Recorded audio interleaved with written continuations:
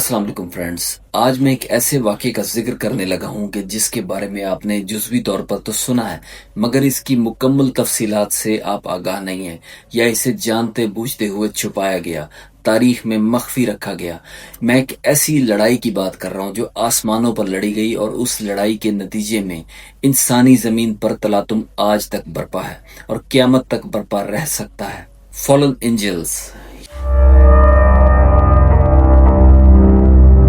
اور اس لڑائی کا تذکرہ بک آف انوک میں اور بائبل میں بھی ملتا ہے۔ اس لڑائی کا تعلق ہے ایک ایسے جن سے جو اپنی عبادت اور اپنے زہد اور تقوی کی وجہ سے زمین سے زیادہ آسمانوں میں مشہور ہو گیا، اور اسے دنیا عزازیل کے نام سے جانتی تھی، اور جنات کی دنیا میں مقبول ہونے کے ساتھ ساتھ عزازیل کی شہرت آسمانوں تک پہنچنے لگی۔ خدا نے اسے زمین سے آسمان کی طرف بلا لیا اور اسے وہاں پر وہ درجہ دیا جو مکرم ملائکہ کو حاصل تھا۔ عزازیل اپنی عبادت اور تقوی کے سبب، زہد کے سبب مشہور تر ہوتا چلا گیا، اور خدا کی بارگاہ میں درجات اس کے بلند ہوتے چلے گئے۔ لیکن اس سے ایک غلطی ہو گئی۔ غلطی یہ تھی کہ اس کے لاشعور میں وہ جو خواہش تھی بلندی کی، وہ درجات کی بلندی میں بدلنے لگی۔ اس کی روحانیت اور عبادت کا یہ عالم تھا کہ زمین پر اس نے کوئی چپا خالی نہیں چھوڑا، اور آسمان کا کوئی ستارہ سیارہ خالی نہیں چھوڑا۔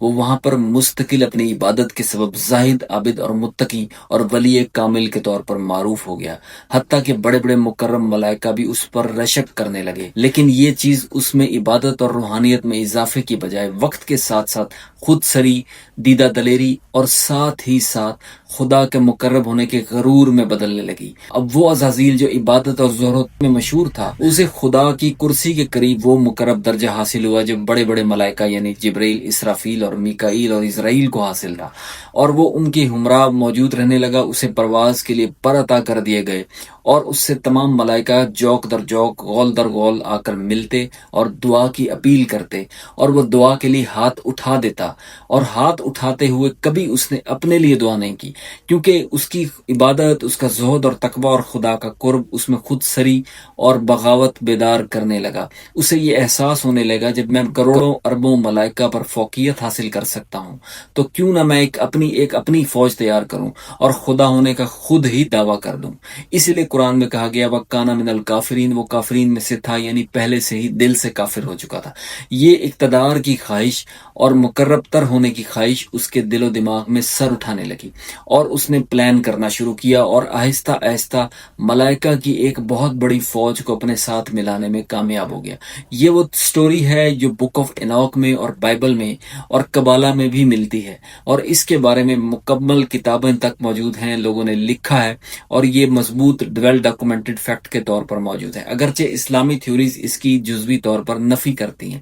اب عزازیل مزید مقرب ہونے لگا تو خدا کیونکہ دلوں کا حال جانتا ہے، وہ عزازیل کی قلبی کیفیات کے متغیر ہونے کی کیفیت کو سمجھ رہا تھا، تو اس نے اسے امتحان میں ڈالنے کا فیصلہ کیا، اور باغ عدن جو کہ زمین پر واقع تھا، کیونکہ ایک غلط فہمی پائی جاتی ہے کہ باغ عدن جو ہے وہ جنت کا حصہ تھا، جنت پر آدم کو کبھی نہیں لے کر جایا گیا۔ آدم کو باغ عدن پر جو سری لنکا کے قریب تھا، اور جس پر ایک اور ویڈیو میں تفصیلی ذکر کروں گا کہ زمین پر یہ باغ تھا، اور اس باغ کے آثار آج تک موجود ہیں، اس باغ عدن سے انہیں وہاں سے نکال دیا گیا۔ اس وجہ سے آدم کا پتلا 2 دائنے ہاتھوں سے بنایا گیا، اور اس پتلے کو زمین پر رکھ دیا گیا، اور جبرائیل اور میکائیل اس پر فخر کرنے لگے۔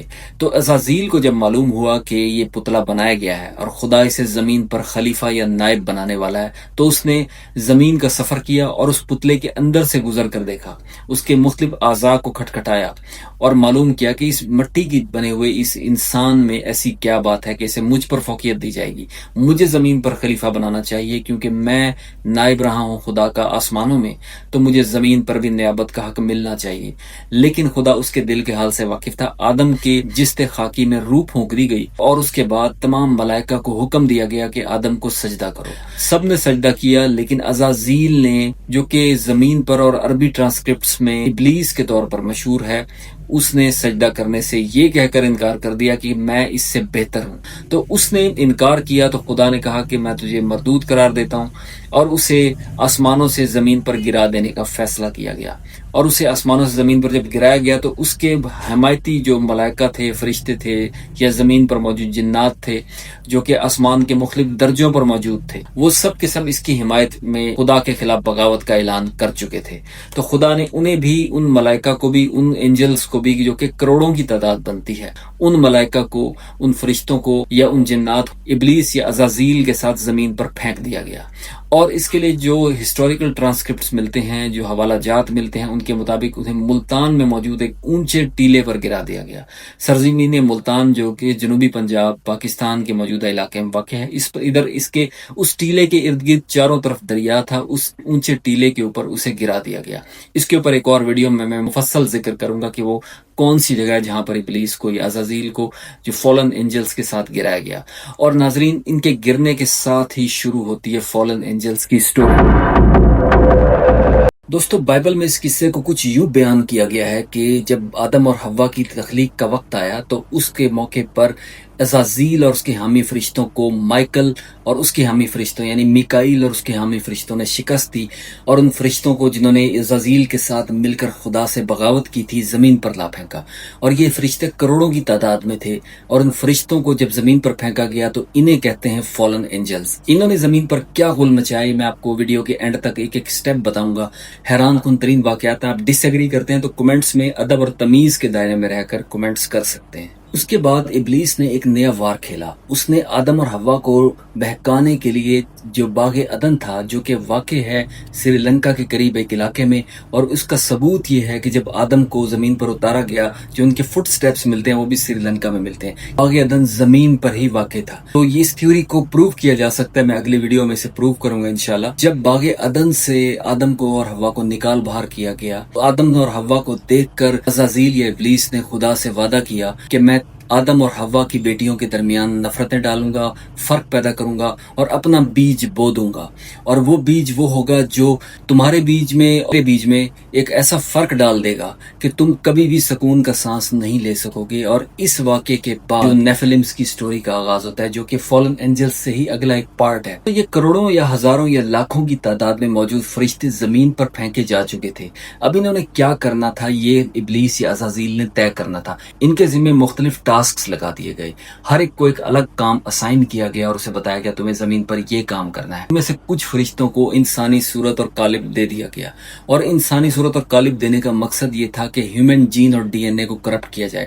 انہوں نے انسانی خواتین کے ساتھ ملاپ کر کے، ان سے انٹرکورس کر کے اپنی نسلیں پیدا کی، انہی کو نیفلمز کہا جاتا ہے۔ اور اس کا ذکر بھی بائبل میں موجود ہے، بک آف اینوک میں موجود ہے۔ دیوہیکل انسان تھے جو عجیب و غریب خلقت اور حیت کی وجہ سے انسانوں سے کئی سو گنا زیادہ حجم اور حیت رکھتے تھے، جنہیں دیو بھی کہا جاتا ہے۔ یہ نیفلمز تھے۔ اوج بن انک نامی ایک نیفلم کا ذکر حضرت موسیٰ علیہ السلام کی سٹوری میں ملتا ہے، جب اس نے حضرت موسیٰ کے لشکر کو اپنے جھولی میں بھر لیا تھا اور اسے گرا دیا تھا نیل کے کنارے پر، تو یہ واقعہ ملتا ہے۔ تو ایسے نیفلمز جو تھے یہ در حقیقت فالن اینجلز کی اولادیں تھے۔ ان فالن اینجلز نے انسانی روپ دھار کر انسانوں کی خواتین سے انٹرکورس کر کے نسل پیدا کی، اور انہی کو نیفلمز کہا جاتا ہے۔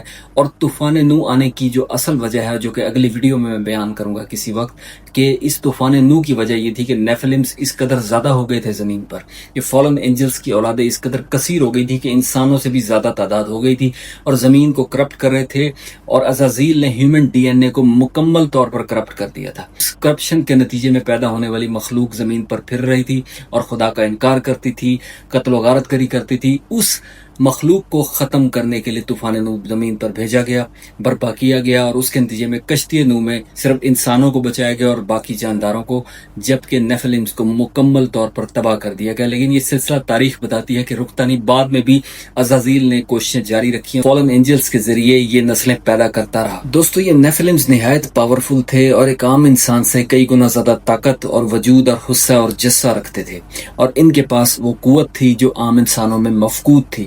اور اوج بن انک نامی ایک نیفلم نے حضرت موسیٰ کے لشکر کا مقابلہ کر کے اس لشکر کو بظاہر شکست دے دی۔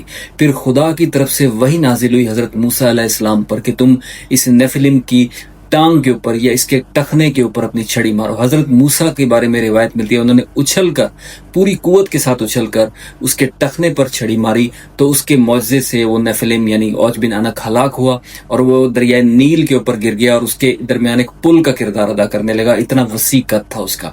तो ऐसे लोगों की मिसाल तारीख में मिलती है ये नेफिलिम्स की। और ये जायंट्स जो हैं नेफिलिम्स अब इस दौर में किस तरह मौजूद हैं, ये इनके बारे में इस ह्यूमन डीएनए क्लोनिंग की टेक्नोलॉजी और साथ ही ह्यूमन डीएनए को करप्ट करने के लिए फॉलन एंजल्स को बाकायदा इस्तेमाल किया गया। ज़मीन पर जब उतारा गया उसके बाद इन्हें अहम इंसानी शक्ल सूरत और कालिब में ढाल कर मुख्तलिफ दुनिया में मुख्तलिफ ममालिक में अहम पोजीशंस पर भी फाइज किया जाता रहा। और कई ऐसे ख़ानदान दुनिया में मौजूद हैं जिनमें 13 ख़ानदान इस वक्त भी मौजूद हैं, एग्जिस्ट करते हैं। ये वो ख़ानदान हैं जिनके अंदर फॉलन एंजल्स का डीएनए पाया जाता है। और ये फॉलन एंजल्स की जो औलादें थी उन्होंने पूरी दुनिया पर मुख्तलिफ जगहों पर हुकूमतें की और फ़राइन की सूरत में और हुक्मरानों की सूरत में उन्होंने पूरी दुनिया पर अपना सिक्का जमाया और शैतानी सिस्टम को नाफिज किया। यानी जो अज़ाज़ील ने खुदा को कहा था कि मैं अपना जो थ्रोन है, अपना तख्त है, आसमान पर रख दूंगा, सितारों पर मेरा कदम होगा, तो उसने साबित करने की भरपूर कोशिश की। और इस पूरे अमल के लिए फॉलन एंजल्स को इस्तेमाल किया गया। और हत्ता कि ये फॉलन एंजल्स आज भी दुनिया की अहम रियासती, सियासी, सकाफती और शोबिस की मुख्तलिफ पोजीशंस पर तैनात हैं, ये एक थ्योरी पाई जाती है। हत्ता कि एलॉन मस्क के बारे में कहा जाता है कि he is a fallen angel. इस तरह मार्क जुकरबर्ग जो फेसबुक का ओनर है, सीईओ है, उसके बारे में भी कहा जाता है he is a fallen angel. इसी तरह दुनिया की अहम कॉरपोरेशंस पर ये ब्लैक रॉक और वैनगार्ड जैसी बड़ी मल्टी ट्रिलियन डॉलर कॉरपोरेशंस के भी ओनर्स जो हैं उन्हें कहा जाता है ये वो लोग हैं। 13 एल्डर्स जो हैं मौजूद हैं दुनिया में, वो भी ये फॉलन एंजल्स हैं और अहम पोजीशन पर फाइज हैं। हत्ता कि कई मुल्कों की सदारत और हुकूमतें भी इन्हें दी जाती रही। ये एक थ्योरी पाई जाती है वेस्टर्न मीडिया में।